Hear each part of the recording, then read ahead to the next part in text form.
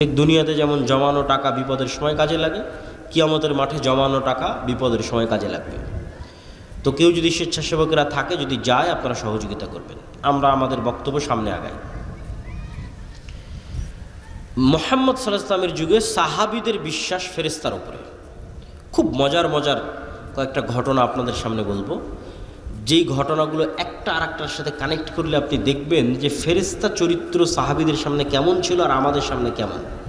মজার কয়েকটা ঘটনা। সাদ বিন মুআজ নামে এক বিখ্যাত সাহাবী, আউস এবং খাজরাজ গোত্রের নেতা, আনসারি সাহাবী, খন্দকের যুদ্ধে শহীদ হয়েছেন। রাসূল সাল্লাল্লাহু আলাইহি সাল্লাম বলছে, সাদ বিন মুআজের জানাজায় ৭০,০০০ ফেরেশতা অংশগ্রহণ করেছে। জাবের রাদিয়াল্লাহু তাআলা আনহু উহুদের যুদ্ধে শহীদ হয়েছেন। জাবের রাদিয়াল্লাহু তাআলার পিতা। তো জাবের রাদিয়াল্লাহু তাআলা আনহু যখন তার পিতার মৃত্যুতে কাঁদছেন, তখন রাসূল সাল্লাল্লাহু আলাইহি সাল্লাম বলছেন, জাবের তুমি কাঁদছো, তোমার পিতার লাশ এই মুহূর্তে ফেরেশতারা ঘিরে রেখেছে, ছায়া দিয়ে রেখেছে, তুমি কাঁদিও না। হানজালা রাদিয়াল্লাহু তাআলা আনহু শহীদ হয়েছেন। তো হানজালা রাদিয়াল্লাহু তাআলা আনহু বাসর ঘর থেকে বের হয়ে গিয়ে যুদ্ধে অংশগ্রহণ করেছিলেন। তো সাহাবীরা তাকে ফরজ গোসল দেওয়ার জন্য গোসল দিবেন। রাসূল সাল্লাল্লাহু আলাইহি সাল্লাম বলছে, হানজালাকে গোসল দেওয়ার দরকার নেই, এই জন্য যে অলরেডি ফেরেশতারা তাকে গোসল দিয়ে ফেলেছে, ইতিমধ্যেই ফেরেশতারা তাকে গোসল দিয়ে ফেলেছে। এগুলো সব রাসূল সাল্লাল্লাহু আলাইহি ওয়াসাল্লামের জীবদ্দশায় সাহাবীদের উপস্থিতিতে পরস্পরের কথায় কিভাবে ফেরেশতাদের কথাটা আসতেছে সেটার কিছু উদাহরণ। আব্দুর রহমান বিন আউফ রাদিয়াল্লাহু তাআলা আনহু বলছে যে আমি যুদ্ধ করছি, তো আমার দুই পাশে দুইজন সাদা পোশাকধারী ব্যক্তি খুব ভয়ঙ্করভাবে যুদ্ধ করতেছে। আমি এদের কোনোদিন মদিনাতে আগেও কোনোদিন দেখিনি, পরেও কোনোদিন দেখিনি। তো রাসূল সাল্লাল্লাহু আলাইহি ওয়াসাল্লামকে এই ঘটনা জানালে রাসূল সাল্লাল্লাহু আলাইহি ওয়াসাল্লাম বললেন, এরা ছিল জিবরাইল এবং মিকাইল, যুদ্ধ করার জন্য এসেছে। এক সাহাবী এক মুশরিককে আঘাত করার জন্য যুদ্ধের মাঠে তাকে তাড়া করতেছেন। আমি সংক্ষেপে বলে যাচ্ছি, শুধু বাংলা সংক্ষেপে বলতেছি। তাড়া করতেছেন, তো অদৃশ্য থেকে আওয়াজ আসলো, আকদিম ইয়া হাইজুম।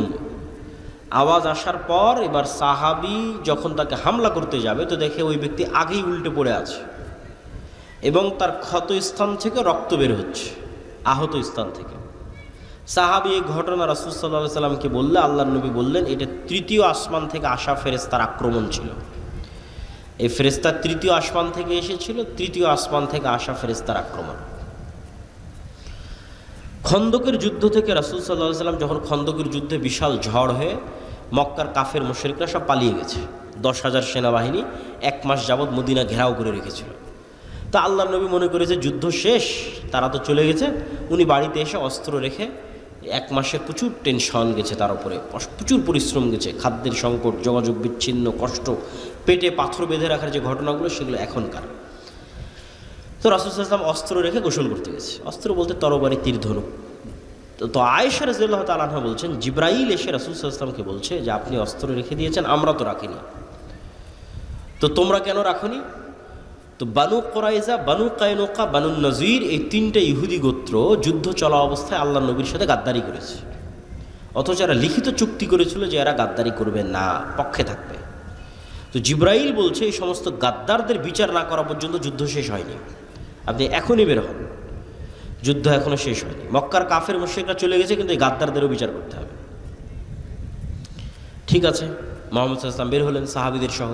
এবার আনাস রাদিয়াল্লাহু তাআলা আনহু থেকে বর্ণিত, তিনি বলেন যে আমরা যখন বানু কুরাইজা, বানু কায়নুকা, বানু নযীর গোত্রের দিকে আমাদের অভিযান পরিচালনা করার জন্য রওনা দিচ্ছি, তখন আমাদের আগে আগে আমরা উড়ন্ত ধুলা দেখতে পাচ্ছি, যে উড়ন্ত ধুলা জিবরাইলের অশ্বারোহী বাহিনীর উড়ন্ত ধুলা।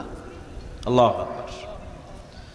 সহিহ হাদিস, যে আনাস রাদিয়াল্লাহু তাআলা আনহু বলছেন, আমরা আমাদের আগে উড়ন্ত ধুলা দেখছি, যে উড়ন্ত ধুলা জিবরাইলের অশ্বারোহী বাহিনীর উড়ন্ত ধুলা।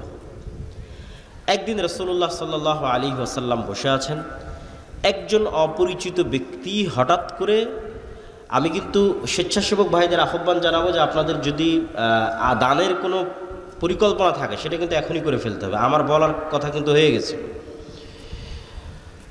তো একদিন রাসূলুল্লাহ সাল্লাল্লাহু আলাইহি ওয়াসাল্লাম বসে আছেন, একজন অপরিচিত ব্যক্তি মসজিদের মধ্যে প্রবেশ করেছে। ওমর রাদিয়াল্লাহু তাআলা আনহু বলছেন যে আমরা তাকে মদিনায় আগেও কোনো দিন দেখিনি, পরেও কোনো দিন দেখিনি, আর তার শরীরে সফরের কোনো আলামত নাই। আর এটা বিমানের সফর নয়, মরুভূমির সফর। আমি বিমানে ঢাকা থেকে এসে এখন আপনার এখানে পৌঁছেছি, তারপরেও একটু ঘামের আলামত আছে, একটু খাবার খেয়েছি বা কোথাও চলেছি, তার একটু ময়লা লাগার আলামত আছে। সফরে যে আছি তার আলামত আছে বিমানে সফর করার পর। আর ওই যুগের সফর মরুভূমির সফর, ঘোড়ায় হবে, উটে হবে। তো এসে আল্লাহ নবীকে জিজ্ঞেস করছে ঈমান কাকে বলে, ইসলাম কাকে বলে, ইহসান কাকে বলে, কিয়ামত কখন হবে। সব উত্তর দেওয়ার পর আল্লাহর নবী বলছে জানো এটা কে ছিল? তো বলে না। তো বলে এটা জিবরাইল ছিল, তোমাদেরকে দিন শিখানোর জন্য এসেছিল। রাসূল সাল্লাল্লাহু আলাইহি ওয়াসাল্লাম বলতেছে আজকে আমার বাড়িতে জিবরাইল আসেনি। কেন আসেনি? তাহলে একটা ছবি থাকার কারণে। রাসূল সাল্লাল্লাহু আলাইহি ওয়াসাল্লাম বলতেছে যে আমাকে জিবরাইল বারবার মিসওয়াক করতে বলে, কেন আমার মুখের গন্ধে জিবরাইলের কষ্ট হয়। রাসূল সাল্লাল্লাহু আলাইহি ওয়াসাল্লাম বলতেছে তোমরা মসজিদে পেঁয়াজ এবং রসুন খেয়ে যেও না, কেননা পেঁয়াজ এবং রসুনের গন্ধে ফেরেশতাদের কষ্ট হয়। আপনি এগুলো সবগুলোকে যদি একদিনের চিত্র কল্পনা করেন, যে একদিনের চিত্র মনে করেন একদিনে এগুলো ঘটতেছে, তাহলে এবার বলেন যে খালিদ ইবনুল ওয়ালিদ, আমর ইবনুল আস এরা যখন যুদ্ধ করতে গেছে রোমান এবং পারস্যদের বিরুদ্ধে, যখন রোমান পারস্যের ক্ষমতা এদের চেয়ে বেশি, তো এরা দুনিয়াবী শক্তি দিয়ে বিজয় অর্জন করবে এই আশায় যুদ্ধ করতে গেছে, না আল্লাহ সাহায্য করবে এই আশায় যুদ্ধ করতে গেছে? আল্লাহ সাহায্য করবে। ধরো চোখের সামনে দেখেছে ফেরেশতা যুদ্ধ করতেছে, স্বচক্ষে দেখেছে। আল্লাহ কোরআনে বলেছেন 5000 ফেরেশতা অবতীর্ণ করেছি, 3000 অবতীর্ণ করেছি, 1000 অবতীর্ণ করেছি। বদর, উহুদ, খন্দক, হুনাইনের যুদ্ধে আল্লাহ ফেরেশতা অবতীর্ণ করেছে। কোরআনের আয়াত সাহাবীদের চাক্ষুষ চোখে দেখা যে ফেরেশতারা যুদ্ধ করতেছে। আর যার ইমানই দুর্বল ফেরেশতার অস্তিত্বের উপর, আল্লাহর শক্তি এবং ক্ষমতার উপর, পরকালের উপর, সে চিন্তা করবে যে না আমাকে মন্দির পাহারা দিয়ে ক্ষমতায় যেতে হবে। আর যদি ঈমান বিল গায়েব মজবুত থাকে তাহলে কোনোদিন সে আদর্শে কম্প্রোমাইজ করবে না।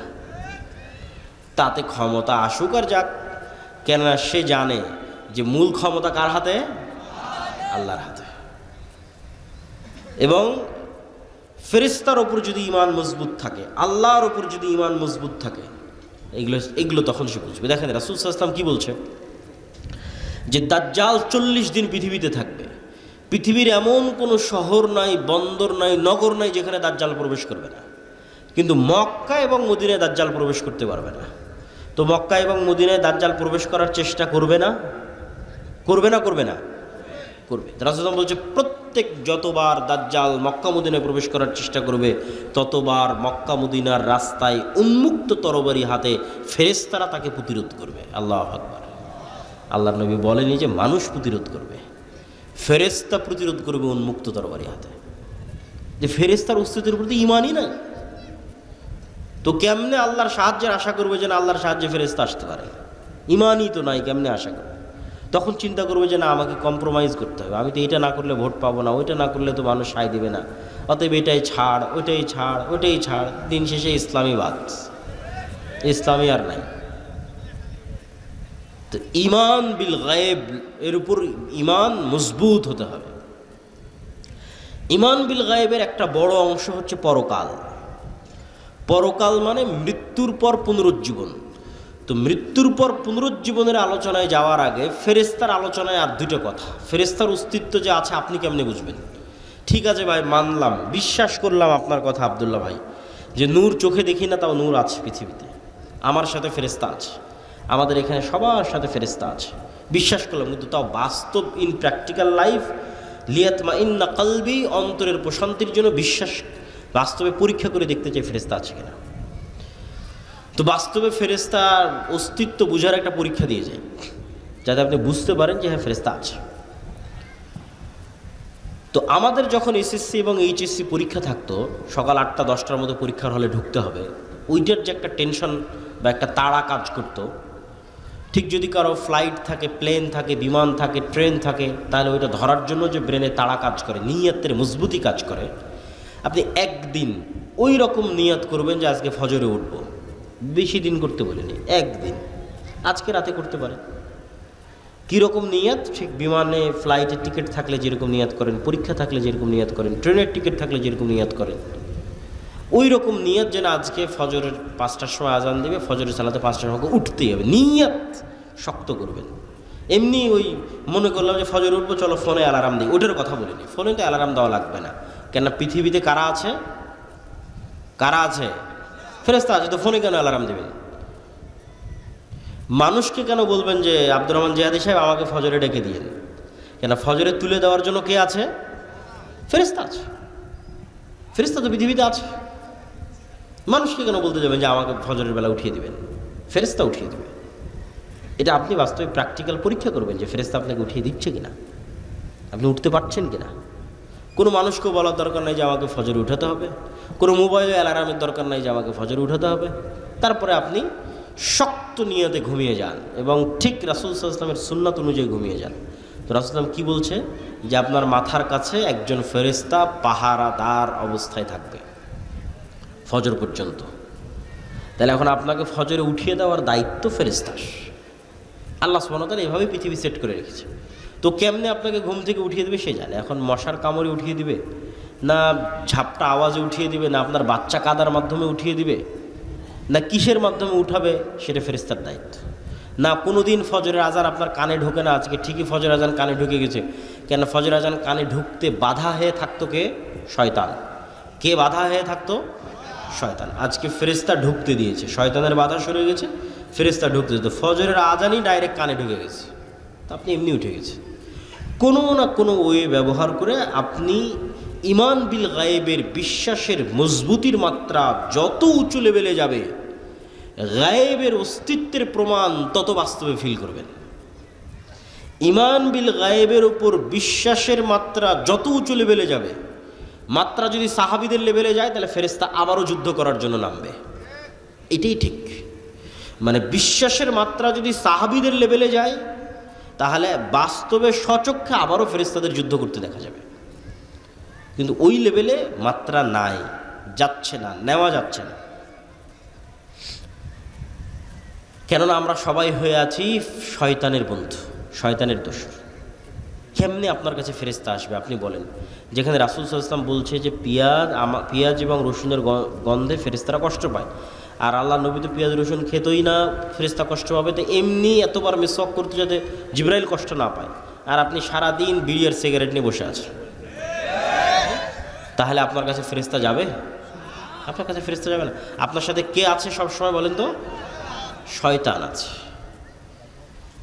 আপনি সিরিয়াস বিশ্বাস করেন আপনার আশেপাশের যত বন্ধু অস্তিত্বশীল আছে এদের অস্তিত্ব যত সত্য, আল্লাহর কসম, ওয়াল্লাহি আল্লাহর কসম, ওয়াল্লাহি আল্লাহর কসম, আপনার সাথে ফেরেশতার অস্তিত্ব তত সত্য, আপনার সাথে শয়তানের অস্তিত্ব তত সত্য। তা আপনি তো শয়তান যেটা যেটা পছন্দ করেন ওটা আপনার সাথে ধরে রেখেছেন, তাহলে তো সবসময় আপনার সাথে শয়তান আছে। আল্লাহ নবী বলছে যেই ঘরে ছবি মূর্তি আছে, যেই ঘরে কুকুর আছে, ওই ঘরে কে ঢোকে না? ওই ঘরে ফেরেশতা ঢোকে না। কেউ যদি কোনো ঘরে ঢোকার সময় বলে আসসালামু আলাইকুম, তাহলে ওখান থেকে কে পালিয়ে যায়? শয়তান পালিয়ে যায়। আর যদি আসসালামু আলাইকুম না বলে তাহলে শয়তান আরও ডাক দেয় যে আসো এখানে থাকো। তাহলে আপনার কাজের মাধ্যমে আপনি কাকে বন্ধু বানিয়ে রেখেছেন আপনি ভালো জানেন। ফেরেশতারা পবিত্রতা পছন্দ করে। কোনো একটা মানুষ যদি অজু ভাঙলেই অজু করে এরকমও যদি কোনো মানুষ পৃথিবীতে থাকে, তাহলে ওই মানুষ দুনিয়াতে থাকা অবস্থায় ফেরেশতাদের মতো স্বভাব অবলম্বন করতেছে, আছে দুনিয়াতে কিন্তু আসলে ফেরেশতা। কেননা ফেরেশতারা যেমন সবসময় পবিত্র ও পবিত্র। আর একজন পেশাব থেকে যত্ন নেয় না, কোথায় দাঁড়িয়ে পেশাব করছে, কোথায় পেশাব নিয়ে পানি নিচ্ছে না, তাহলে ওর সাথে সবসময় কে আছে? শয়তান আছে। তাহলে ও কীভাবে হেদায়েত প্রাপ্ত হবে? আর ওর আন্দোলন মিছিলে আর কীভাবে আল্লাহর সাহায্য নেমে আসবে? আর ওর ভোটে কীভাবে আর ইসলাম বিজয় হবে? গায়েবের মদদ ছাড়া, কেননা এটা আল্লাহর দিন, গায়েবের মদদ, অদৃশ্যে সাহায্য ছাড়া ইসলামের বিজয় সম্ভব নয়। দুনিয়ার লজিকে মুসা আলাইহিস সালাম কোনোদিন ফিরআউনের উপর বিজয় লাভ করবে না, সম্ভব নয়। গাজার মানুষের চেয়ে দুর্বল ছিল মুসা আলাইহিস সালাম, দুনিয়ার লজিকে বিজয় সম্ভব নয়। কিন্তু মুসার বিজয় সম্ভব হয়েছে আল্লাহর শক্তিতে, আল্লাহর ক্ষমতায়। পৃথিবীর সব নবী রাসূল যুগে যুগে যা হয়েছে সব আল্লাহর সাহায্য, আল্লাহর শক্তি, আল্লাহর ক্ষমতা, আল্লাহ তার ফেরেশতাদের দিয়ে সাহায্য করেছে। আর তাদের ইমানের মাত্রা ওই লেভেলে ছিল। তো ইমান বিল গায়েবের আরেকটা অংশ যেটা একটু না বললেই নয়, সেটা হচ্ছে পরকাল। এই পরকালের কথাটুকু বলে আমরা বক্তব্যের শেষের দিকে যাব। পরকাল মানে মৃত্যুর পর জীবিত হওয়া। আপনারা কোনোদিন দেখেছেন কোনো মৃত মানুষকে জীবিত হতে? একটু কথা বলেন, কোনো মৃত মানুষকে জীবিত হতে দেখেছেন? দেখেননি। এখন যদি কোনো মৃত মানুষ কবর থেকে উঠে আসে, বিশ্বাস করবেন?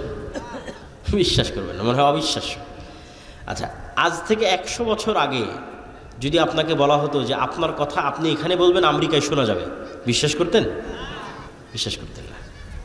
ওমর রাদিয়াল্লাহু তাআলা আনহুর বিষয়ে একটা রেওয়ায়াত পাওয়া যায় যে উনি মসজিদে নববীর মেম্বারে বসে আওয়াজ দিয়েছেন, যুদ্ধের মাঠে গিয়ে সে আওয়াজ শোনা গেছে। ইরাকে, সিরিয়ায় যুদ্ধের মাঠে আওয়াজ শোনা গেছে। তো এরকম যদি কেউ বলতো যে না এখানে আওয়াজ দিব, আমেরিকায় শোনা যাবে, ভুয়া কথা কোত্থেকে বলে, বিশ্বাস অসম্ভব। তো বিজ্ঞানের মাধ্যমে আমি মনে করি, আমার এই ধারণা ভুল হতে পারে, সায়েন্স অ্যান্ড টেকনোলজির মাধ্যমে আল্লাহ গায়েবের পর্দাগুলোকে সরিয়ে দিচ্ছে। বহুদিন যাবৎ এগুলো সব গায়েব ছিল, এই গায়েবের পর্দাগুলো সরে যাচ্ছে। কিয়ামত যত নিকটে আসবে গায়েবের পর্দা তত দ্রুত সরতে থাকবে। গায়েবের পর্দা সরতে সরতে সরতে সরতে কোন লেভেলে যাবে জানেন? পৃথিবীর সবচেয়ে বড় গায়েব যে মৃত মানুষ জীবিত হবে, এটাও মানুষ সচক্ষে দেখবে। এই দুনিয়াতে মানুষ সচক্ষে দেখবে যে মৃত মানুষ জীবিত হচ্ছে। কিয়ামত হওয়ার আগে, আমি কিয়ামত হওয়ার পরের কথা বলি না। গায়েবের পর্দা অলরেডি সরা শুরু হয়ে গেছে। তো এই গায়েবের পর্দা সরতে সরতে সরতে সরতে সরতে সরতে সরতে সরতে ওই জায়গায় গিয়ে ঠেকবে যে মানুষ দেখবে মৃত মানুষ জীবিত হচ্ছে। তো মৃত মানুষকে জীবিত করা, আল্লাহ ডাল ভাত করার পরেই কিয়ামত দেবেন। মৃত মানুষ জীবিত হওয়া এটা গায়েব, আপনার কাছে ইম্পসিবল মনে হচ্ছে, কিন্তু পৃথিবীতে এটা আল্লাহ সুবহানাহু ওয়া তাআলা ডাল ভাত করে দেবেন। এই জন্য আগেও কয়েকবার এটাকে ডাল ভাত করা আছে। কিভাবে? এমনি তো ঈসা আলাইহিস সালাম আসার আগে বিভিন্ন ঘটনাক্রমে অসংখ্য মানুষকে মৃত্যুর পর জীবিত করা আছে, অসংখ্য মানুষকে। প্রথমে ইব্রাহিম আলাইহিস সালাম বলল, বিশ্বাস হয় না যে মরা মানুষ জীবিত হতে পারে। বিশ্বাস আছে কিন্তু ইয়াকিন হয় না, ইতমিনান নাই। আল্লাহ বলল 4টে পাখি নিয়ে আসো, জবাই করো, 4টে পাহাড়ে দাও, নাম ধরে ডাকো। জবাই করলো, 4টে পাহাড়ে দিল, নাম ঠিকই তো, মরা পাখি জীবিত হয়ে গেল। বিশ্বাস করলো। এক নবী এক গ্রামের পাশ দিয়ে যাচ্ছে, পুরো গ্রাম বিরান গোরস্থান হয়ে গেছে, সব মানুষ মরে শেষ, সাফ। নবী বলছে যে এই মরা বিরান গ্রামকে আল্লাহ কীভাবে জীবিত করবে, মনে মনে বলছে। তো আল্লাহ ওই নবীকে ইনস্ট্যান্ট মৃত্যু দিয়েছে 100 বছর। 100 বছর পর নবীকে জীবিত করেছেন। যে নবীকে জিজ্ঞেস করে, তুমি বলো কতদিন মৃত অবস্থায় ছিলাম? মুসা আলাইহিস সালাতু ওয়াস সালামকে বানু ইসরাঈল বলে, লান নারাল্লাহ হাত্তা লান নুমিনা বিকা হাত্তা নারাল্লাহ জাহরাতান, আমরা ততক্ষণ পর্যন্ত ঈমান আনয়ন করব না আল্লাহকে যতক্ষণ না দেখব। মুসা আলাইহিস সালাম 70 জনকে নিয়ে তুর পাহাড়ে গেল, আল্লাহর তাজাল্লিতে সবগুলো স্পট ডেড, ইনস্ট্যান্ট মরে গেছে। মুসা আলাইহিস সালাম আল্লাহর কাছে দোয়া করলো, সুম্মা বা'আসনাকুম মিন বা'দি মাউতিকুম, তোমাদের মৃত্যুর পর তোমাদের পুনরায় জীবিত করে দিলাম। তারপর আসহাবে কাহফের ঘটনা, 309 বছর প্রায় মৃত, কিন্তু মানুষ দেখলে মনে করবে জীবিত। আর এবার ঈসা আলাইহিস সালাম, মৃতকে জীবিত করা ডাল ভাত। ঈসা আলাইহিস সালাম মৃতকে জীবিত করা, ঠিক আপনি বাড়িতে যেমন ডাল আর ভাত রান্না করেছেন এরকম। ঈসা আলাইহিস সালাম যে কোনো একটা মাটি নিবে, আল্লাহ কোরআনে বলেছে, কোরআন আছে, যে কোনো একটা মাটি নিবে, মাটি নিয়ে বিসমিল্লাহ, মাটিতে ফু দিবে, জীবন্ত পাখি হয়ে আকাশে উড়ে যাবে। বলেন আল্লাহু আকবার। রাত দিন উনি মানুষকে করে দেখিয়েছে। কবরের পাশে যাবে মৃত মানুষ, বিইজনিল্লাহ, আল্লাহর আদেশে জীবিত হয়ে যাবে, মানুষ জীবিত হয়ে যাবে। অন্ধ মানুষ, বিসমিল্লাহ বিইজনিল্লাহ, আল্লাহর আদেশে চক্ষুষ্মান হয়ে যাবে, চক্ষুষ্মান হয়ে যাবে। তাহলে ঈসা আলাইহিস সালামের হাতে মৃতকে জীবিত করা ছিল এক প্রকার আপনার বাড়িতে যেমন আপনি ডাল এবং ভাত রান্না করেন, এটা যেমন ইজি, ঠিক তেমন ইজি। এবার গায়েবের পর্দা খুলতে খুলতে খুলতে খুলতে কিয়ামতের পূর্ব মুহূর্তে আসবে দাজ্জাল। দাজ্জালকে আল্লাহ এই ক্ষমতা দিয়ে দেবে। দাজ্জাল মানুষকে বলবে যে আমাকে আল্লাহ হিসেবে বিশ্বাস হয় না, তো তোমার দাদা কতদিন আগে মারা গেছে? তো বলে আমার দাদা আছে 10-15 বছর আগে মারা গেছে। তোমার বাপ? আমার বাপ 5 বছর আগে মারা গেছে। ঠিক আছে, তোমার বাপ আর তোমার দাদাকে আমি নিয়ে আসতেছি কবর থেকে উঠিয়ে। এবং বাস্তব সত্য কবর থেকে জীবিত উঠে তার বাপ এবং দাদা তার সামনে এসে হাজির হয়ে যাবে। তো আজ থেকে 100 বছর আগে ঠিক আপনার কাছে যেমন কোনো মানুষের 100 বছর আগে মারা যাওয়া কোনো মানুষকে যদি বলেন আমার এখন কথা ডাইরেক্ট আমেরিকায় শোনা যাচ্ছে, তো ইম্পসিবল। তো ঠিক আজ থেকে জানি না, হয়তো কাল পরশুর মধ্যে হতে পারে, কেন কিয়ামতের ঘটনার কোনো সময়সীমা কেউ জানে না, 500 বছরের মধ্যে হতে পারে। মানুষ দেখবে যে তার বাপ দাদা, তার আত্মীয় স্বজন, মৃত আত্মীয় স্বজন কবর থেকে জীবিত অবস্থায় উঠে আসতেছে। তো কিয়ামত ঘটার আগেই মৃত ব্যক্তিকে জীবিত করাকে ডাল ভাত বানিয়ে দেওয়া হবে মানুষের হাত দিয়ে। তাহলে আল্লাহ পারবে না মানুষকে জীবিত করতে? কি বলে? আরে একবার ঈসা আলাইহিস সালাম মৃতকে জীবিত করেছে, আর একবার দাজ্জাল মৃতকে জীবিত করবে, মানুষ মৃত মানুষকে জীবিত করবে। আর আল্লাহ পারবেন না মৃতকে জীবিত করতে? এই জন্য বলছি যে এগুলো গায়েবের পর্দা উন্মোচন হয়ে যাচ্ছে। আপনার কথায় আমার কথা এখন আমেরিকায় শোনা যাচ্ছে, আর আল্লাহ শুনতে পাচ্ছেন না। আমার কথা অটোমেটিক সব রেকর্ড হয়ে থেকে যাচ্ছে, লাইভ হয়ে থেকে যাচ্ছে, দেখা যাচ্ছে, আর আল্লাহ সুবহানাহু ওয়া তাআলা পারবেন না? আমার ফিঙ্গারপ্রিন্ট দিয়ে মানুষ আমাকে অপরাধী হিসেবে ধরে ফেলতেছে, কারো ফিঙ্গারপ্রিন্টের সাথে মিলে না। আমি এখানে যদি এখন ছাপ দিয়ে চলে যাই, তাহলে এখানে যে আমি ছাপ দিয়েছিলাম এটা এরপরে যদি কেউ ছাপ না দেয়, কালকে এটা ফরেন্সিক যে করলে বের হয়ে যাবে যে ওই আবদুল্লাহর পাসপোর্টও এখানে ছাপ দিয়েছিল। তাহলে হাতের মধ্যে এমন কি আছে, যদি আল্লাহ কিয়ামতের মাঠে যদি বলে যে হ্যাঁ এই হাত কথা বলো, এগুলো সবগুলোর মধ্যে সেভ হয়ে আছে। কোনো কিছু পৃথিবী থেকে হারায় না, কোনো কিছু হারাচ্ছে না। হিসাব আল্লাহ সুবহানাহু ওয়া তাআলার হিসাব নেওয়া এবং পুনরায় পরকাল বাস্তবায়ন করা এত সহজ, এত বাস্তব। সম্মানিত উপস্থিতি,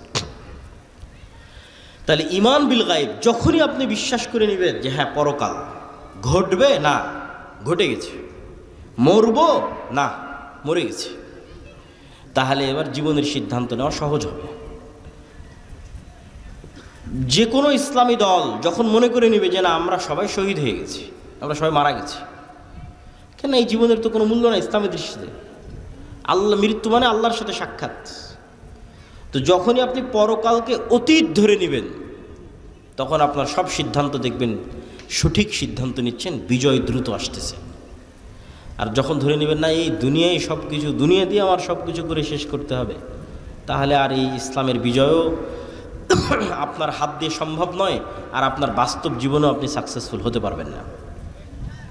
অতএব বস্তুবাদী দুনিয়ামুখী জীবন বাদ দিয়ে পরকালমুখী, মৃত্যুর পর আবার জীবিত হবেন, হিসাব নেওয়া হবে, এই চিন্তা, ফেরেশতা আছে, ফেরেশতা আপনাকে সহযোগিতা করতেছে, ফেরেশতার সাথে বন্ধুত্ব, ফেরেশতার অস্তিত্বের প্রতি গভীর অবিচল আস্থা, ফেরেশতাকে দেখতেও পেয়ে যেতে পারে।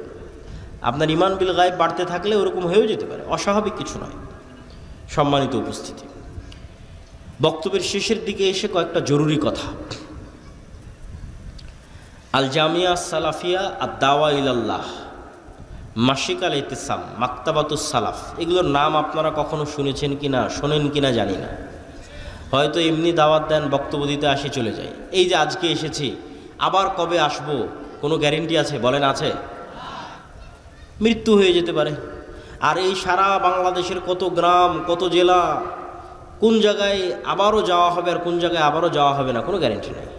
কিন্তু প্রতি মাসে আমরা যে মাসিক আল ইতিসামে লিখতেছি, আমি নিজে 3টে লিখি, 3টে প্রবন্ধ লিখি। একটা হচ্ছে সম্পাদকীয়টা লিখি, যেমন প্রথমে আজকের এটাতে আছে হামাস ইসরায়েলের যুদ্ধবিরতি, গাজার ভবিষ্যৎ কী, এটা এই মাসের সম্পাদকীয় আমার লেখা। এবং 2টা প্রবন্ধ লিখি, তাহলে মোট 3টে লিখি প্রতি মাসে। তাহলে আমি এখানে আর আসতে পারি আর না পারি, এখানকার কোনো মানুষ যদি নিয়মিত মাসিক আল ইতিসাম নেয়, তাহলে ওর কাছে আমার নিয়মিত কথা যাচ্ছে না? যাচ্ছে না? নিয়মিত আমার কথা যাচ্ছে। আর যদি মনে করেন আজকেই বক্তব্য দিয়ে শেষ, আর 5 বছরে আমিও আসলাম না, আপনার সাথে আমার আর দেখাও হলো না, আপনাকে আর দাওয়াতও দিতে পারলাম না। তো এই জন্য আমাদের লেখনীকে, আমাদের অন্য আর যে কার্যক্রমগুলো আছে, যেমন দাওয়া ইলাল্লাহর কাজ কি, মক্তব, এত বলি সুমন ভাইকে, মনিরকে, যে এইভাবে নয়, দাওয়াতি কাজের মাধ্যমে প্রোগ্রাম করতে হবে, কিন্তু বুঝাতে পারি না। হয়তো আমার ব্যর্থতা, এই জন্য বুঝাতে পারি না। আমরা আলহামদুলিল্লাহ অন্যান্য জায়গায় সফল হয়েছি, সফল কাম হয়েছি। আমাদের গাইবান্ধা জেলায় মক্তব চলতেছে, আরও বহু জেলায়, সারা বাংলাদেশে 600 মক্তব ট্রেনিং প্রাপ্ত, ট্রেনিং প্রাপ্ত মানে এই সমস্ত 600 মক্তবের শিক্ষকেরা জামিয়া সালাফে ডাঙ্গিপাড়াতে ফ্রি থাকা, খাওয়া এবং যাতায়াত খরচ, এবং ওই 600টা মক্তবের ছাত্রের ফ্রি বই, ছাত্রছাত্রীর কতগুলো জিনিস একটা আর একটার সাথে যুক্ত হলো 600। এই 600টা মক্তবের ক্ষেত্রে এই সবগুলো জিনিস ঘটেছে। মানে 600 মক্তবের ইমাম জামিয়া সালাফিতে এসেছে, 7 দিনব্যাপী ট্রেনিং নিয়েছে, থেকেছে, তাদের থাকা খাওয়া খরচ, যারা ট্রেনিং দিয়েছে তাদের বেতন, তাদের যাতায়াত খরচ, আবার ওই মক্তবের ছাত্রছাত্রীর বই, সবগুলো দাওয়া ইলাল্লাহর পক্ষ থেকে বহন করা হয়েছে। এবছর আমরা দাওয়া ইলাল্লাহর জাতীয় মক্তব প্রতিযোগিতাকে টিভি চ্যানেলে নিয়ে যাচ্ছি। এইটার পিছনে খরচ আছে প্রায় 50 লক্ষ টাকার কাছাকাছি। টিভি চ্যানেলের সময় কেনা থেকে শুরু করে সম্পূর্ণ প্রজেক্টটা বাস্তবায়ন করা। আপনাদের ছেলেমেয়েরাই টিভিতে যাবে এবং কথা বলবে, তাদের জ্ঞানকে ছড়িয়ে দেবে। তাহলে এই যে একটা প্রসেসের সাথে যদি আপনারা যুক্ত হন, এটা স্থায়ী দাওয়াত।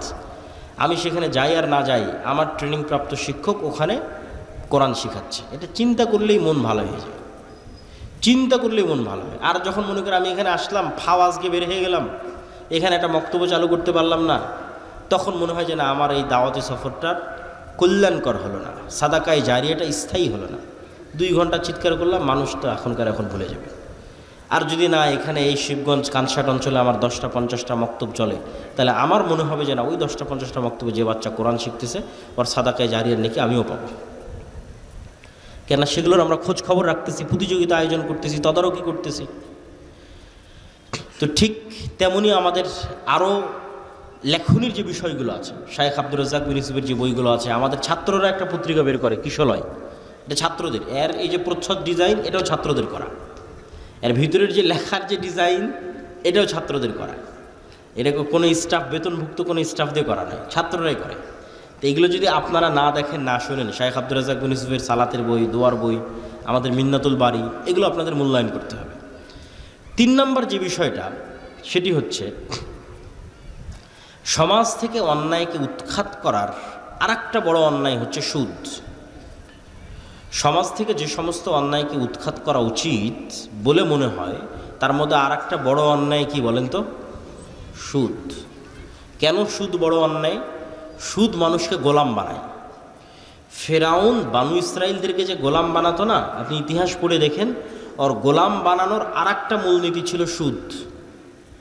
ওদের সুদি লেনদেনের মাধ্যমে ওদেরকে গোলাম বানিয়ে রাখত। আল্লাহর নবী যখন মদিনায় যায়, তখন মদিনায় সুদি কারবারের সবচেয়ে বড় ব্যবসা ইহুদিদের। তা আল্লাহর নবী খুব ভালোভাবে জানে যে অর্থনীতি যদি কন্ট্রোল না করা যায়, দেশ কন্ট্রোল করা সম্ভব নয়। তাহলে এদের সুদি অর্থনীতির যে বেড়াজাল আছে, এটা ভেঙে চূর্ণ বিচূর্ণ করতে হবে, নাহলে আমি দেশ কন্ট্রোল করতে পারবো না।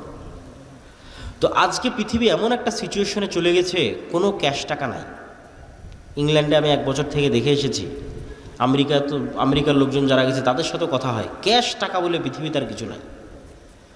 মানে প্রত্যেক ক্যাশ টাকার বিপরীতে লোন আছে। এখনও বাংলাদেশে ওই সিচুয়েশন তৈরি হয়নি, এখনও বাংলাদেশে ক্যাশ টাকা আছে। এখন এরকম সিচুয়েশন হয়নি যে আমার পকেটে 1000 টাকা আছে, তাই 1000 টাকার বিপরীতে লোন আছে, এটা না, এখনও হয়নি, এখনও সুযোগ আছে। তো বাংলাদেশে কর্জে হাসানার মাধ্যমে সুদের বিরুদ্ধে লড়াই করা। এবং আরেকটা জিনিস মাথায় রাখতে হবে কর্জে হাসানা এবং সুদের ক্ষেত্রে, যেটা বলে আমার বক্তব্য শেষের দিকে চলে যাব, সেটা হচ্ছে যে ইসলামী ব্যাংকের মাধ্যমে সুদকে উৎখাত করা কেন সম্ভব হচ্ছে না? কেননা কেউ গোড়ায় হাত দেয়নি। গোড়া কি? গোড়ায় হাত দেওয়া আসলে কঠিনও, এই জন্য কেউ হাত দিতেও চায় না। গোড়া কি? গোড়া হচ্ছে আধুনিক কনভেনশনাল যে ব্যাংকিং সিস্টেম আছে, তারা আপনাকে লোন নেওয়ার জন্য উৎসাহিত করতেছে। যেমন বিকাশের বিজ্ঞপ্তি চলতেছে যে কোনো প্রকার ডকুমেন্টস ছাড়াই শুধু বিকাশ অ্যাকাউন্টের বিপরীতে 50,000 টাকা লোন পাওয়া যাবে। তো ক্রেডিট কার্ড মানুষ ইউজ করুক, এটার জন্য মানুষকে উৎসাহিত করা হচ্ছে, মানুষ লোন নিক এটার জন্য উৎসাহিত করা হচ্ছে। তাহলে যেখানে লোন নেওয়াকেই উৎসাহিত করা হবে, সেখানে আপনি ওই প্রতিযোগিতার সাথে স্থায়ী ব্যাংক প্রতিষ্ঠা করতে পারবেন না। কেননা ইসলামী অর্থনীতির মূল ভিত্তি হচ্ছে লোন বিমুখতা। কেমন লোন বিমুখতা? সুদি লোন নয়, কর্জে হাসানাই নিব। বুঝেন না? বুঝাতে পারলে আমার ব্যর্থতা। সুদি লোন নয়, কর্জে হাসানাই নিব। তো কর্জে হাসানাই যদি আমি নেই, সেটা ফ্রিজ কেনার জন্য নিব, এসি কেনার জন্য নিব, মোটর সাইকেল কেনার জন্য নিব, মোবাইল কেনার জন্য নিব, গায়ের একটা ভালো জামা কেনার জন্য নিব, আজকে হোটেলে ভালো খাবো এটার জন্য নিব, বাড়িতে ছাদ দেবো এটার জন্য নিব, এর প্রমাণে দলিল দেওয়া কঠিন আছে। সুদি ঋণের কথা আমি বলিনি, কর্জে হাসানা নিব, কর্জে হাসানাই নিব, কিন্তু এসি, ফ্রিজ, মোটর সাইকেল, বাড়ির ছাদ, মানে এমন কাজ যা না করলে আমি মরে যাব এরকম নয়, এইরকম কাজের জন্য কর্জে হাসানা নেওয়া যাবে, আর দলিল দেওয়া কঠিন আছে। বিলাসী পণ্য ক্রয়ের জন্য অথবা বিলাসিতার জন্য, মাটির বাড়ি আছে এটাকে ভেঙে পাকা বাড়ি বানাতে হবে, অন কাইন্ড অফ বিলাসিতা, বিলাসিতার জন্য সুদি লোন বহু পরে কর্জে হাসানা নেওয়া যাবে কিনা এটা জায়েজ প্রমাণ করা কঠিন আছে। ইসলাম লোন বিমুখ দিন, সবসময় লোন থেকে বাঁচতে বলা হয়েছে। কখন লোন নিবা? যখন অ্যাক্সিডেন্ট করে অপারেশন করতে হবে, টাকা নাই তখন। কখন লোন নিবা? বেটির বিয়ে দিতে পারতেছি না, ছেলে মেয়েকে পড়াশোনা করাতে পারতেছি না, তখন কর্জে হাসানা জায়েজ আছে। তাহলে কর্জে হাসানা দিয়ে আপনি মোটর সাইকেল কিনবেন, এসি কিনবেন, ফ্রিজ কিনবেন, সেটাই প্রমাণ করা কঠিন। শুধু লোন দিয়ে তো বহু দূরের কথা। তাহলে মূলনীতিতেই ভুল। তাহলে কনভেনশনাল ব্যাংক আপনাকে বলছে আসো আমার কাছে লোন নিয়ে তুমি গাড়ি নাও, তাহলে ইসলামী ব্যাংক যদি বলে যে না আমিও ওই একই সার্ভিস দিব, পারবে না, ওইটা তখন ইসলামী ব্যাংক হবে না। ইসলামী ব্যাংক মানেই হচ্ছে না তুমি বিলাসী পণ্যে লোন নিতে পারবে না, ইসলামী অর্থনীতি মানেই তুমি বিলাসী পণ্যে লোন নিতে পারবে, কর্জে হাসানা নিতে পারবে না। তুমি কর্জে হাসানা নিতে পারো বিপদে পড়ে, অথবা ব্যবসার জন্য, হয় ইনভেস্টমেন্ট আর না হয় বিপদে পড়ে কর্জে হাসানা। আর যে অবস্থায় আছো অল্পে তুষ্ট থাকো, ধৈর্য ধারণ করো। ব্যবসায় ইনভেস্ট করার জন্য কর্জে হাসানা নিতে পারে, কিন্তু এসি নিবে এই জন্য কর্জে হাসানা না, অল্পে তুষ্ট থাকো। ফ্যান চলতে ফ্যান নাই, হাত পাখা দিয়ে বাতাস করে এর উপর তুষ্ট থাকো, নিজের ইনকাম দিয়ে, লোন ছাড়া নিজের ইনকাম দিয়ে যেদিন সামর্থ্য হবে তোমার এসি কেনার সেদিন কিনবা, তোমার কেনার ফ্যান হবে সেদিন কিনবা। এটা হলো ইসলামের মূলনীতি। তো যাক, আমাদের কর্জে হাসানা একটা কার্যক্রম আমরা শুরু করেছি। এইটাতে যেমন আমরা কর্জে হাসানা দিচ্ছি এবং আমরা ওই সিস্টেমে দিচ্ছি, হয় বিপদগ্রস্ত না হয় ব্যবসায় ইনভেস্ট, এই দুইটা ক্যাটাগরি ছাড়া কর্জে হাসানা নাই। যে আপনি আজ থেকে দায়িত্ব নিয়ে দেখতে লাগলেন যে ঠিক আছে দেখি তো কে মুসলিম কিন্তু মুমিন নয়, এটার দায়িত্ব আল্লাহ নিজের কাছে রেখেছেন। কেননা ইমানের বিষয় অন্তরের সাথে, আর অন্তরের খবর পৃথিবীতে কেউ জানে না। ফলত কে যে মুমিন আর কে যে মুমিন নয় এটা কেউ ছাড়া কে জানে না, আল্লাহ সুবহানাহু ওয়া তাআলা ছাড়া কেউ জানে না।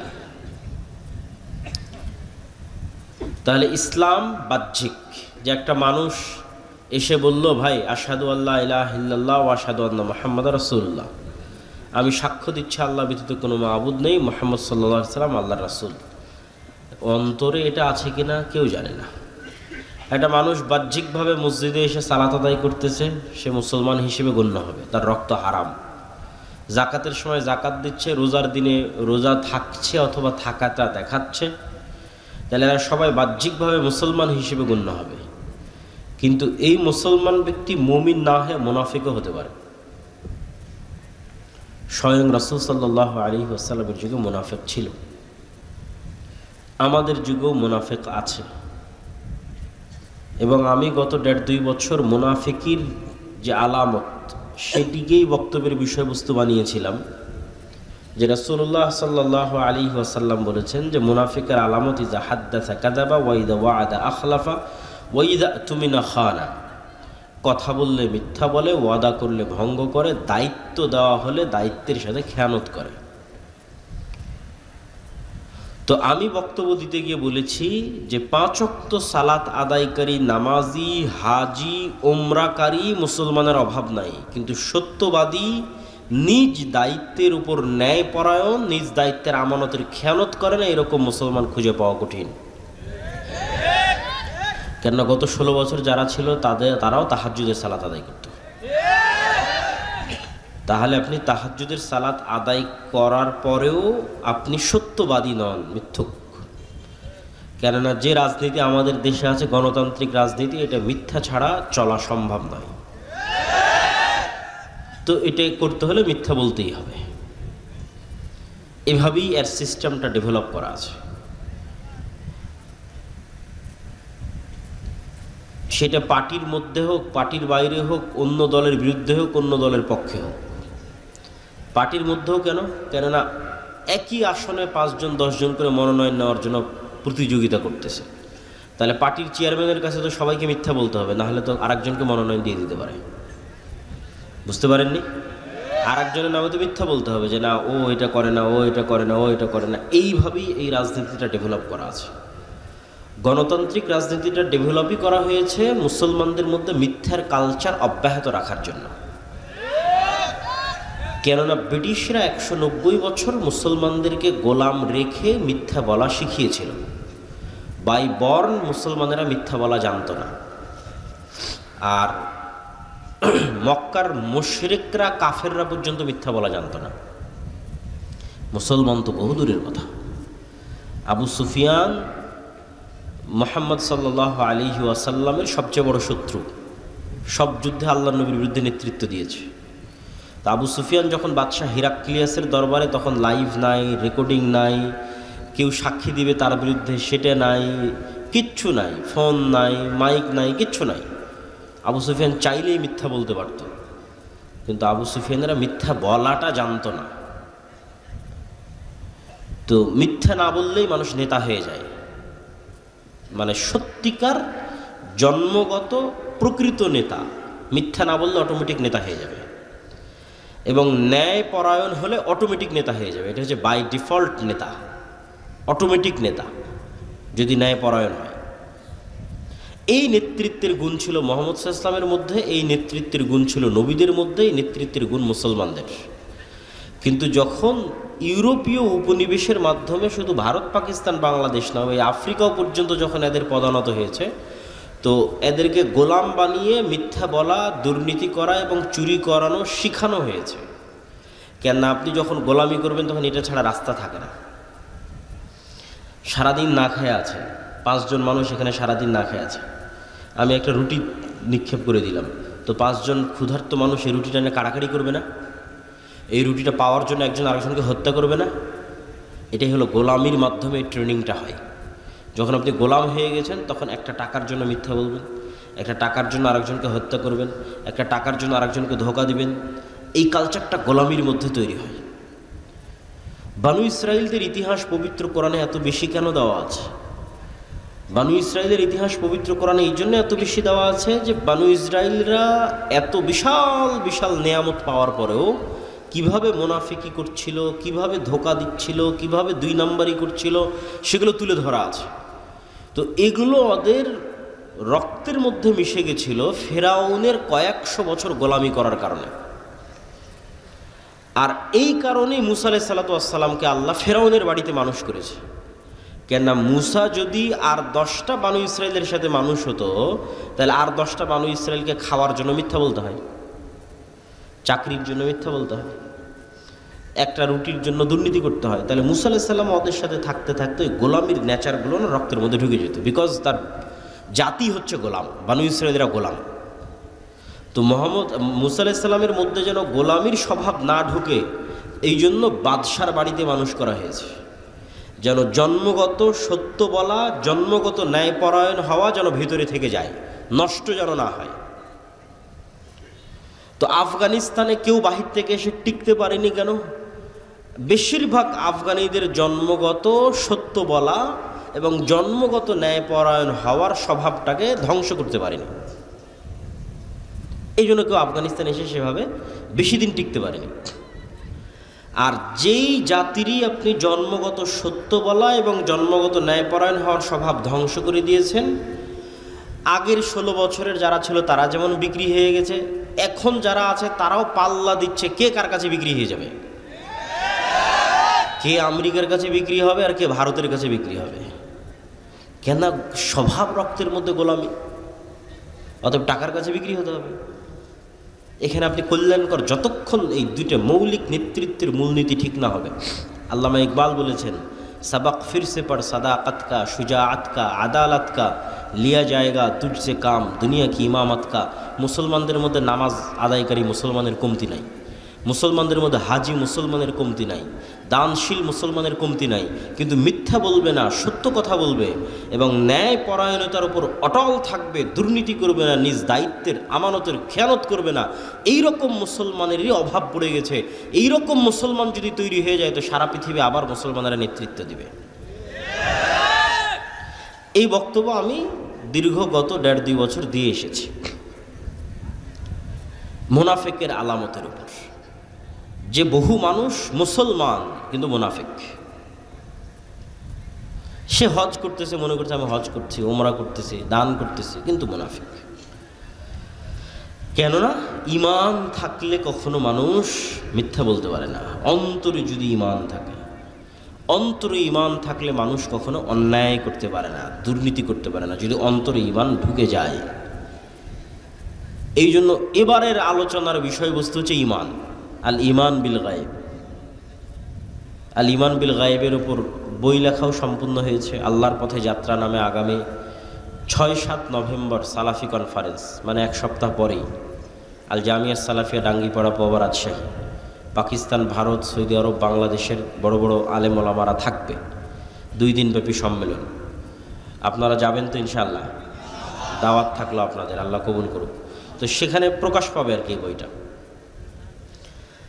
তো সেখান থেকেই ধীরে ধীরে টুকটাক আলোচনা নিয়ে আসার চেষ্টা করতেছি। এখন আলোচনা সেভাবে সাজানো গুছানো হয়ে ওঠেনি, যে একদম একদিক থেকে সাজানো গুছানো বলতেই থাকবে এরকম হয়নি। তবে সারমর্ম কথা যতটুকু পারি ততটুকু বলি। ঈমান বিল গায়েব, ঈমান নাই মুসলমানদের। মুসলমানদের ঈমান বিল গায়েব নাই, এটা আরও ভালো বুঝলাম কখন? সরকার পড়ে যাওয়ার পর যখন ইসলামী ঘরানার অসংখ্য দল, মতাদর্শ সবার সাথে উঠা বসা করার আল্লাহ সুযোগ দিল, এবং আলহামদুলিল্লাহ এখনও সেই সুযোগটা আছে। সবার সাথে একটা ভালো সম্পর্ক, সুসম্পর্কের ভিত্তিতে যাতায়াত আছে, যাওয়া আসা হয়। তো এই যাতায়াতের ভিত্তিতে আমি আর একটা নতুন জিনিস শিখলাম, যেটা হয়তো আমারও ছিল না, আমার ধারণা। আমি এটা শিখলাম যে আমরা যারা মুসলমান হয়তো দ্বীনের দাওয়াত দিচ্ছি, হয়তো মসজিদ মাদ্রাসা গড়ে তুলতেছি, হয়তো ইসলামী দল পরিচালনা করতেছি, আমাদের এখনও পরিপূর্ণরূপে ঈমান বিল গায়েব অর্জিত হয়নি। অদৃশ্যের উপর বিশ্বাস মজবুত হয়নি যেভাবে সাহাবীদের ছিল। এই 6টা বিশ্বাসের কথা সবাই জানেন। তো ওইটা মুখে বললে কোনো সমস্যা নাই, যে আশহাদু আল্লা ইলাহা ইল্লাল্লাহ আশহাদু আন্না মুহাম্মাদার রাসূলুল্লাহ, কিন্তু এই 6টার কাজ মুখে বলার সাথে নয়। এই 6টার কাজ কিসের সাথে? অন্তরের সাথে। কিন্তু আমরা এই 6টাও মুখে বলে শেষ করে দিয়েছি, যে আল্লাহর উপর ঈমান আনলাম, ফেরেশতাদের উপর ঈমান আনলাম, নবী রাসূল কিতাবের উপর ঈমান আনলাম, তাকদীরের উপর ঈমান আনলাম, পরকালের উপর ঈমান আনলাম। মুখ পর্যন্তই শেষ। কেউ আর বাস্তবে কোনোদিন অন্তর দিয়ে সত্যিকারভাবে বিশ্বাস করলো না যে আল্লাহ কে, আল্লাহর শক্তি কি, আর ফেরেশতা কে, ফেরেশতা কোথায় থাকে, কি করে, ফেরেশতা আসলেই আছে কিনা পৃথিবীতে, আর পরকাল পুনরুত্থান, মরার পরে কীভাবেই বা পরকাল পুনরুত্থান হবে। ফলত বললাম মুখে এই কথাগুলো, কিন্তু জীবন চলতে থাকলো দুনিয়ামুখী, বস্তুবাদী। আমরা আমাদের অসংখ্য জীবনের অসংখ্য সিদ্ধান্ত দুনিয়াকে সামনে রেখে নিই, দুনিয়াকে কেন্দ্র করে নিই, বস্তুকে কেন্দ্র করে নিই। কখনো অদৃশ্যের উপর বিশ্বাসকে কেন্দ্র করে আমরা সিদ্ধান্ত নেই না। কেননা আমাদের দরকার ইমিডিয়েট রেজাল্ট, এখনই রেজাল্ট দরকার। অতএব এখন এটা ছাড়া আর তো কোনো ওয়ে নাই। তো ব্যক্তিগত জীবনে অসংখ্য উদাহরণ দেওয়া সম্ভব, আমরা জাতীয় জীবনেরই কিছু উদাহরণ দিই। যে ঈমান বিল গায়েব দুর্বল এবং ঈমান বিল গায়েব সম্পর্কে জ্ঞান অর্জন করা প্রয়োজন কেন? মুসা আলাইহিস সালাতু ওয়াস সালাম ফেরাউনের মোকাবেলায় যত দুর্বল ছিলেন, আজকের ফিলিস্তিনের গাজার মুসলমানেরা ইসরায়েলের মোকাবেলায় অত দুর্বল নয়। আবারও বলি, আজকের ফিলিস্তিনের গাজার মুসলমানেরা দুনিয়াবী শক্তির দিক থেকে আজকের ইসরায়েলের কাছে যত দুর্বল, তার চেয়ে 100 গুণে বেশি দুর্বল ছিলেন দুনিয়াবী শক্তির দিক দিয়ে নবী মুসা ফেরাউনের দুনিয়াবী শক্তির সামনে। একটা পয়েন্ট গেল। পয়েন্ট নাম্বার 2, আল্লাহর নবী মুহাম্মদ সাল্লাল্লাহু আলাইহি ওয়াসাল্লাম তার সাহাবী আবু বকর, ওমর, ওসমান, আলী রাদিয়াল্লাহু তাআলা আনহুম, পরবর্তীতে যারা উমাইয়া খেলাফতের সময় বিভিন্ন দেশ বিজয় করেছে, মোহাম্মদ বিন কাসেম হোক, কোতাইবা বিন মুসলিম হোক, তারেক বিন জিয়াদ হোক, আর খালিদ বিন ওয়ালিদ আর আমর ইবনুল আস হোক, যেই হোক না কেন, তাদের দুনিয়াবী শক্তি তৎকালীন বিশ্বের রোমান এবং পারস্যের তুলনায়, আমি আবারও বলি, মুহাম্মদ সাল্লাল্লাহু আলাইহি ওয়াসাল্লামের দুনিয়াবী শক্তি, আবু বকর, ওমর, ওসমান, আলীর দুনিয়াবী শক্তি, খালিদ বিন ওয়ালিদ, আমর ইবনুল আসের দুনিয়াবী শক্তি, তারেক বিন জিয়াদ, মোহাম্মদ বিন কাসেমের দুনিয়াবী শক্তি তৎকালীন বিশ্বের রোমান এবং পারস্যের দুনিয়াবী শক্তির তুলনায় যেই মাপে ছিল, তার চাইতে আজকের সমগ্র বিশ্বের 57টা মুসলিম দেশের দুনিয়াবী শক্তি আমেরিকা এবং ইসরায়েলের তুলনায় অনেক বেশি পরিমাণে দুনিয়াবী শক্তির অধিকারী হচ্ছে বর্তমান যুগের 57টা দেশের মুসলিম দেশের মুসলমানেরা। ওই যুগের তুলনায় সাহাবীদের যুগে রোমান এবং পারস্যদের দুনিয়াবী শক্তির তুলনায় তাদের যে দুর্বলতা ছিল সেটার তুলনায় এই যুগের মুসলমানেরা বেশি শক্তিশালী। তাহলে এই যুগের মুসলমানরা মাজলুম কেন? বিজয় নাই কেন? বিজয় তাদের কাছে ধরা দিচ্ছে না কেন? ওই যুগের সাহাবীদের যেই লেভেলের ঈমান বিল গায়েব ছিল, মানে ফেরেশতাদের উপর তাদের যেই লেভেলের বিশ্বাস ছিল, আল্লাহর উপর তাদের যেই লেভেলের বিশ্বাস ছিল, পরকাল হবে, পরকাল কেমন, এটার উপর তাদের যেই লেভেলের বিশ্বাস ছিল, আজকের মুসলমানদের তার সিকি পরিমাণও নাই। ফলত দুনিয়াবী শক্তি যত বেশিই থাক, কোনো কাজের কাজ হবে না, হচ্ছেও না। তো মুসা আলাইহিস সালাতু ওয়াস সালামের হাতের লাঠি আল্লাহ সুবহানাহু তাআলা পরিবর্তন করে দিলেন সাপে, এবং সাপে পরিবর্তন করে দেওয়ার মাধ্যমে মুসা আলাইহিস সালাতু ওয়াস সালামকে আল্লাহ সুবহানাহু তাআলা শিখালেন যে পৃথিবীতে তোমরা চোখে যা দেখো এর আড়ালেও অনেক কিছু আছে যেগুলোর উপর আল্লাহ ক্ষমতাবান এবং তিনি করতে পারেন। আর এটা এমনি হাতের লাঠি নয়, এটা মুসা আলাইহিস সালাম দীর্ঘদিন থেকে ব্যবহার করতেন সেই হাতের লাঠি। এই লাঠি দিয়ে পাতা পাড়তেন, এই লাঠি দিয়ে পুকুর পার হতেন, নদী পার হতেন। সেই লাঠিকে আল্লাহ সাপ বানিয়ে দিয়েছেন, এবং জাদুর সাপ নয়, চোখের ভেলকির সাপ নয়, একদম তরতাজা জ্যান্ত সাপ। ঠিক যেভাবে পুকুরের নদীতে আস্ত আল্লাহর সৃষ্টি যে সাপ আছে সেই সাপ। জাদুকরেরা সিজদায় পড়ে গেছিল এই কারণেই, জাদুকরদের দড়িও সাপ হয়ে গেছিল, কিন্তু ওই সাপগুলো ছিল জাদুর সাপ, চোখের ভেলকির সাপ। আর মুসা আলাইহিস সালামের সাপ ছিল আস্ত সাপ, ওগুলো সবকে খেয়ে নিয়েছে। তো মুসা আলাইহিস সালাতু ওয়াস সালামকে আল্লাহ শিখিয়েছেন ঈমান বিল গায়েবের উপর মজবুত আস্থা এবং বিশ্বাস, আল্লাহর ক্ষমতার উপর আস্থা এবং বিশ্বাস। মুসা আলাইহিস সালাতু ওয়াস সালাম যদি আল্লাহর ঈমান বিল গায়েবের উপর মজবুত আস্থা এবং বিশ্বাস না রাখতেন, তাহলে মুসা আলাইহিস সালামকে দুনিয়াবি দিক থেকে ফেরাউনের বিরুদ্ধে বিজয়ী হতে হতো, দুনিয়ার দিক থেকে। আর দুনিয়ার দিক থেকে বিজয় হওয়ার জন্য মুসা আলাইহিস সালাতু ওয়াস সালামের কাছে কোনো রাস্তা থাকতো না কম্প্রোমাইজ ছাড়া। কেননা মুসা আলাইহিস সালাতু ওয়াস সালামের তো কোনো দুনিয়াবি শক্তি নাই, অতএব তাকে কম্প্রোমাইজ করতে হবে। তো আজকের মুসলমানেরাও মনে করে নিয়েছে যে আমাকে এখনই সফল হতে হবে, অতএব এখনই সফল হওয়ার জন্য, কেন ঈমান বিল গায়েব নাই, ফেরেশতার অস্তিত্বে, পরকালের অস্তিত্বে, আল্লাহর অস্তিত্বে এবং শক্তি ক্ষমতায় বিশ্বাস নাই। অতএব এখনই যদি আমি সফল হতে চাই, তাহলে দুনিয়াবি যে রাস্তাগুলো আছে এই রাস্তাগুলোই আমাকে অবলম্বন করতে হবে। আর দুনিয়াবি রাস্তায় যদি অবলম্বন করতে চাই, কেন ঈমান বিল গায়েব আমার দুর্বল, নিচে, তো দুনিয়াবি রাস্তায় যদি অবলম্বন করতে চাই, তাহলে মন্দির পাহারা দিতে না গেলে তো ভোট পাওয়া যাবে না। অতএব আমাকে এই রাস্তা অবলম্বন করতে হবে। যদি এর চাইতেও কোনো খারাপ রাস্তা অবলম্বন করা লাগে, তাহলে সেটাও করা যেতে পারে, মানে করা হতে পারে। কেননা আমার মাথায় আছে যে দুনিয়াবি লজিকেই একমাত্র সফলতা সম্ভব।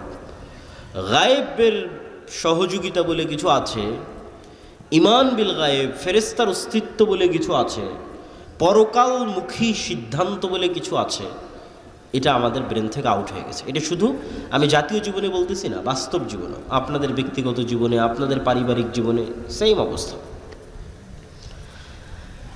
তো আজকে আমরা ঈমান বিল গায়েবের একটা অংশের উপর আলোচনা করব, আল ঈমান বিল মালাইকা, ফেরেশতাদের উপর বিশ্বাস। ফেরেশতারা কিসের তৈরি বলেন তো? নূরের তৈরি। নূর হচ্ছে এক প্রকারের আলো, কিন্তু এই আলো নয়, সূর্যের আলো নয়, বিদ্যুতের লাইটের আলো নয়, কিন্তু এক প্রকারের আলো, যে আলো পৃথিবীতে আছে কিন্তু চোখে দেখা যায় না। তো আপনি বলবেন পৃথিবীতে আলো আছে চোখে দেখা যায় না, এটা আবার কোন আলো? তা আপনি যখন রিমোট দিয়ে এসি অন করতেছেন, তো রিমোট থেকে আলো বের হয়ে এসিতে গিয়ে লাগতেছে, ওই আলো কোথায় আপনি চোখে দেখলেন? তখন এসি বন্ধ হয়ে যাচ্ছে। আবার যখন চাপ দিচ্ছেন আবার এসি অন হয়ে যাচ্ছে, এটা আলোর কানেকশনে অন অফ হয়ে যাচ্ছে। এবার ইনফ্রারেড লাইট, এটা মেশিন দিয়ে ধরা যাচ্ছে কিন্তু চোখে দেখা যায় না। ওই যে লাইভ চলতেছে, ক্যামেরা, কম্পিউটার, মোবাইল, এগুলো সব আলো। আমার কথা আলোর ওয়েভের মধ্যে ভেসে, আপনি যখন ফোনে কথা বলতেছেন, রাত দিন ফোন ব্যবহার করতেছেন, ফোনে কথা বলছেন, ঢাকা কথা বলছেন, আমেরিকা, লন্ডন, ইউরোপ, সাথে সাথে আপনার কথা ইউরোপে চলে যাচ্ছে। ওইটা আলোর ওয়েভের মধ্যে দিয়ে ভেসে ইউরোপ চলে যাচ্ছে। কিন্তু দুঃখজনক হলেও সত্য যে আপনি রাত দিন ইউরোপ আমেরিকায় কথা বলতেছেন, আপনার কথা ইউরোপ আমেরিকার সাথে সাথে চলেও যাচ্ছে। রাত দিন লাইভ দেখতেছেন, হ্যাঁ গাজায় এটা হচ্ছে, সাথে সাথে লাইভ দেখেন। আজকে মিরপুরে এটা চলে যাচ্ছে, সাথে সাথে লাইভ আপনি দেখতে পাচ্ছেন মেশিনের মাধ্যমে। কিন্তু ঠিকই আবার আপনার এটার ঈমান নাই যে আপনার কথা এখন সাথে সাথে আমেরিকা, লন্ডনে শোনা গেলেও, আমেরিকা, লন্ডনের মানুষ বসে শুনতে পারলেও, আর আমেরিকা, লন্ডনের কথা আমি এখন সাথে সাথে বসে শুনতে পারলেও, আমার এখনকার কথা আল্লাহ শুনছে না, সেটার বিশ্বাস নাই। অথচ যেটা ব্যবহার করে কথা বলতেছে, ওই ওয়েভ আল্লাহর তৈরি, যেটার মধ্যে দিয়ে কথা পাস হয়ে যাচ্ছে মোবাইলের মধ্যে, মোবাইল থেকে নেটওয়ার্কের মধ্যে, টাওয়ারের মধ্যে, সেখান থেকে আবার আমেরিকা চলে যাচ্ছে, এই যেটার মধ্যে দিয়ে পাস হচ্ছে এটা আল্লাহর তৈরি। তো এটার মধ্যে দিয়ে পাস হয়ে আমি মানুষের কথা শুনে নিচ্ছি, কিন্তু আল্লাহ আমার কথা শুনতেছে না। শুধু যেটা রেকর্ড হয়ে যাচ্ছে সেটা নিয়ে হয়তো আপনি চিন্তা করতেছেন। তা আমি লাইভ দেখতে পাচ্ছি, কিন্তু আল্লাহ সুবহানাহু ওয়া তাআলা আমাকে দেখতে পাচ্ছেন না, বা আমি হয়তো কোনো কিছু গোপনে করে ফেলে দিচ্ছি, এটা অসম্ভব। এই পৃথিবীকে এমনভাবে সেট করা আছে, এই পৃথিবীর কোনো কিছুই, অন্তত আজকের বিজ্ঞানের আলোকে, এগুলোই আল্লাহ ব্যবহার করবেন, এগুলোই আল্লাহ করছেন, এটা কখনই নয়। কেন? আল্লাহ সুবহানাহু ওয়া তাআলা এগুলোর মুখাপেক্ষী নয়। কিন্তু এইটা দিয়েই যদি এত দূর হওয়া সম্ভব, তাহলে আল্লাহর ক্ষমতা এবং শক্তি দিয়ে কত দূর হওয়া সম্ভব, সেটা বোঝানোর জন্য বলতেছি। যে আমরা আজকে যে পৃথিবীতে বসবাস করতেছি, বিজ্ঞান বলে এই পৃথিবীতে আমাদের কোনো কথাও গোপন নয়, আমাদের কোনো কাজও গোপন নয়। সেটা আমরা যতই গোপন করার চেষ্টা করি, এগুলো সব সেভ হয়ে আছে। আমি অন্তত দুটো উদাহরণ দিই, যে কাফা বিনাফসিকাল ইয়াউমা আলাইকা হাসিবা, তোমার হিসাব নেওয়ার জন্য আজকে তুমিই যথেষ্ট, এটা কোরআনের আয়াত। তো আমার হিসাব নেওয়ার জন্য আমি যথেষ্ট, কিভাবে আল্লাহ সুবহানাহু ওয়া তাআলা সেট আপ করে রেখেছেন যে আমার হিসাবের জন্য আমি যথেষ্ট। দুটো উদাহরণ দেখেন।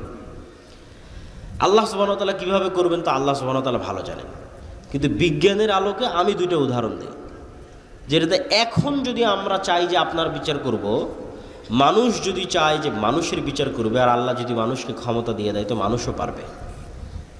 সেটা কি? বেশি না, একটু ছোট্ট কল্পনা করেন যে আমার এই কথা আলোর মধ্যে দিয়ে আমেরিকা চলে যাচ্ছে, ওয়েভের মধ্যে দিয়ে, ওইটা দিয়ে আমরা লাইভ দেখতেছি, ওইটার উপরে ইন্টারনেট টিকে আছে। তো এই যে আলোর যে একটা গতি, আলো অন করেন, অফ করার পর অন করেন, ওখান থেকে আসতে একটু হলেও সময় লাগে। এটা টর্চ লাইট ছাড়েন, একটু হলেও ওই মাথায় যেতে সময় লাগে। তো এই যে যত দ্রুত আলোটা চলে গেল, এই আলোর যাওয়ার যে গতি, এই গতির চাইতে আমরা দ্রুত কোনো গতির যন্ত্র বানিয়ে ফেলেছি। কল্পনা করেন যে আমরা এমন একটা যন্ত্র বানিয়ে ফেলেছি যে যন্ত্র আলোর চেয়ে জোরে যায়। তারপরে আলোর গতিতে 30 বছর চললে যত দূরে যাওয়া সম্ভব, আমরা ওর চেয়ে জোরে তত দূরে পৌঁছে গেছি। মানে একটা গাড়ি 100 কিলোমিটার গতিতে চললে যত দূর যায়, আমি বিমান দিয়ে তার আগে ওখানে বসে আছি, তার আগে ওখানেই চলে গেছি বিমান দিয়ে। তাহলে এখন আলো 30 বছর চললে যত দূর যাবে, আমি তার চেয়ে দ্রুত গতির কোনো যন্ত্র দিয়ে তার আগে চলে গেছি। গিয়ে ওই 30 বছর আগে গিয়ে তথা 30 বছরের দূরত্বের পথে গিয়ে আপনি কল্পনা করেন যে মোবাইলের মতো একটা যন্ত্র আপনি বানিয়ে ফেলেছেন, শক্তিশালী একটা দূরবীন বানিয়ে ফেলেছেন, দিয়ে যদি পৃথিবীর দিকে তাক করেন, তাহলে 30 বছর আগে আপনি এই পৃথিবীতে যা যা করছিলেন তা লাইভ আপনি দেখতে পাবেন। কেন ওইটা আলোর মধ্যে ভেসে ভেসে যাচ্ছিল, যেমন লাইভের মধ্যে মোবাইলের মধ্যে ভেসে যাচ্ছে। এখন খুব দ্রুত আলো যাচ্ছে, এই জন্য আমি বুঝতে পারতেছি না, সাথে সাথেই চলে যাচ্ছে। তো এখানে এই আলোকের চাইতে আমরা দ্রুত 30 বছর আগে চলে যাব, 30 বছরের দূরত্বের পথ চলে যাব। তাহলে 30 বছর আগে আমি আবদুল্লাহ রাজশাহীর নওদাপাড়ায় অথবা রাজশাহীর ডাঙ্গিপাড়ায় হাঁটছিলাম, খেলছিলাম, ঘুরছিলাম, আমার ওই হাঁটা খেলার দৃশ্য আমি দেখতে পাবো, আমার চোখে দেখতে পাবো যে ওই যে আমি হাঁটতেছি, খেলতেছি, ঘুরতেছি।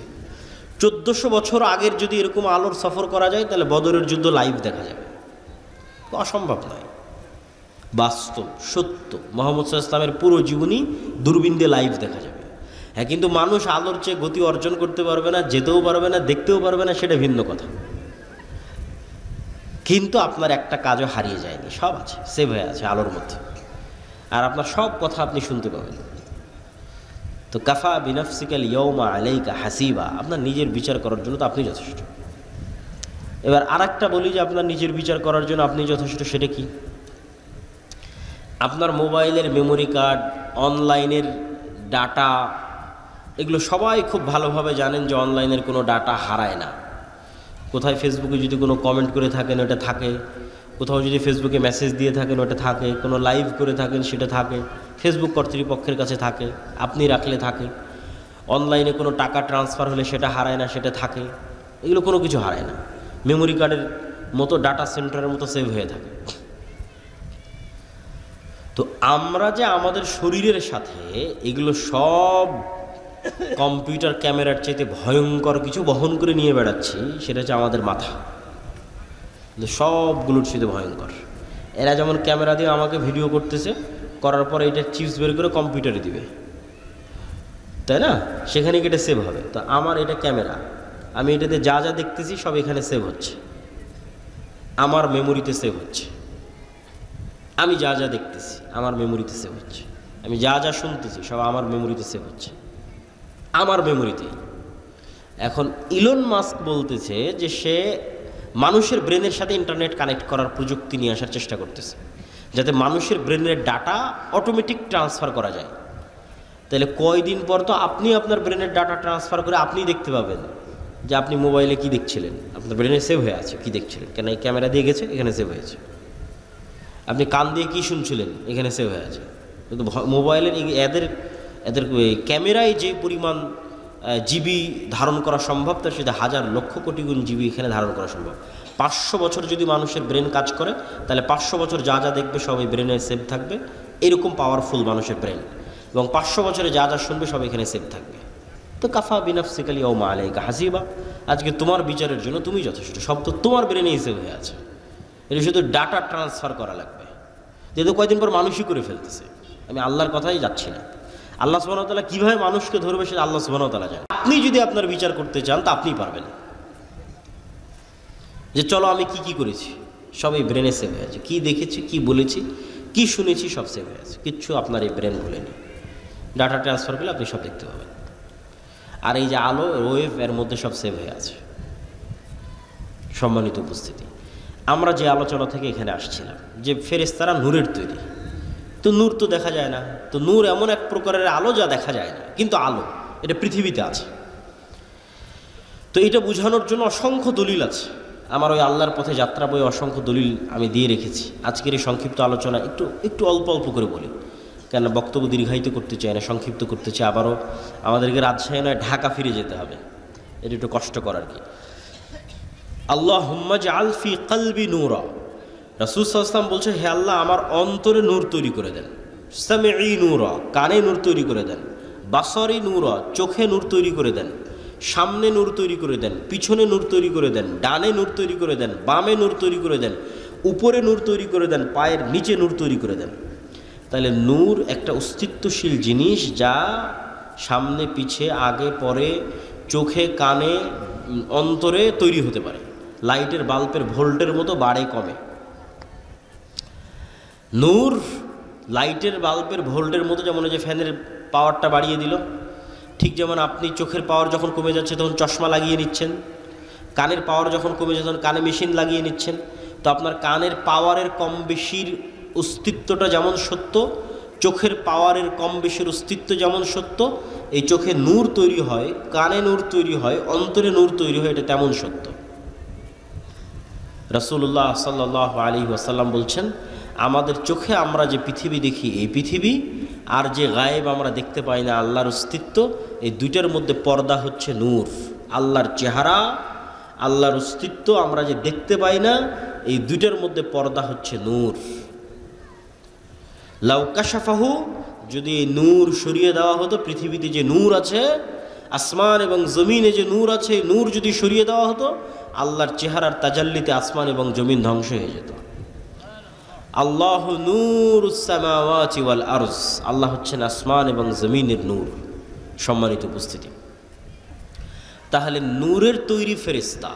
নূর এমন এক প্রকারের আলো যা চোখে দেখা যায় না। 2 নাম্বার, যা মেশিনেও ধরা যায় না। কিছু আলো তো যেগুলো চোখে দেখা যায় না, মেশিনে ধরা পড়তেছে, ওই যে মোবাইলের ক্যামেরার, তারপরে হচ্ছে রিমোট কন্ট্রোলের। কিন্তু এক প্রকারের আলো নূর যা চোখেও দেখা যায় না, মেশিনেও ধরা পড়ে না। তাহলে আপনি বলবেন এটা কেমন কথা বললেন যে একটা জিনিস পৃথিবীতে আছে, চোখেও দেখব না, মেশিনেও ধরা পড়বে না? জি, আল্লাহর গায়েবের প্রত্যেকটা জিনিসের কিছু না কিছু আলামত আল্লাহ তার সৃষ্টিজীবের মধ্যে রেখে দিয়েছে। কিছু না কিছু আলামত আল্লাহ তার সৃষ্টিজীবের মধ্যে রেখে দিয়েছে। আল্লাহর এক ব্যতিক্রম সৃষ্টিজীব হচ্ছে কুকুর। কুকুর মানুষের চাইতে 10,000 গুণ বেশি ঘ্রাণ, নাক দিয়ে ঘ্রাণ নেওয়ার ক্ষমতা কুকুরের মানুষের চাইতে 10,000 গুণ। 100, 200, 500, 1000, 2000, 10,000 গুণ বেশি। তাহলে আমার কাছে আমি যদি এই পানির বোতলটা নিই এবং এই পানির বোতলটা নাকে টানি, তাহলে বলবো না এটার তো কোনো সেন্ট নাই। পানিরও আমি বলতে পারি যে না, পানির তো কোনো সেন্ট নাই, এটার কোনো সেন্ট নাই। তা এটার সেন্ট নাই বলাটা যেমন মিথ্যা, বিজ্ঞানও হয়তো এসে বলবে যে না এটার কোনো সেন্ট নাই। বিজ্ঞানও মিথ্যা, কেন বিজ্ঞান এখন পর্যন্ত কুকুরের নাকের মতো পাওয়ারফুল যন্ত্র তৈরি করতে পারেনি। কিন্তু এই পানির বোতলটা কুকুরের নাকের সামনে লাগান, এই পানির বোতলটাকে 10 কিলোমিটার দূরে রেখে আসেন, এই পানির বোতল কুকুর খুঁজে বের করে নিয়ে আসবে। তাহলে আমি না গন্ধ পাচ্ছি না, আর আমার আবিষ্কার করা যন্ত্রও গন্ধ ধরতে পারতেছে না, তার মানে গন্ধ নাই। এটা কি ঠিক না ভুল? আছে, তার প্রমাণ কি? ওই যে আল্লাহর আরেক সৃষ্টিজীবও ধরতে পারতেছে, ওর কাছে আছে।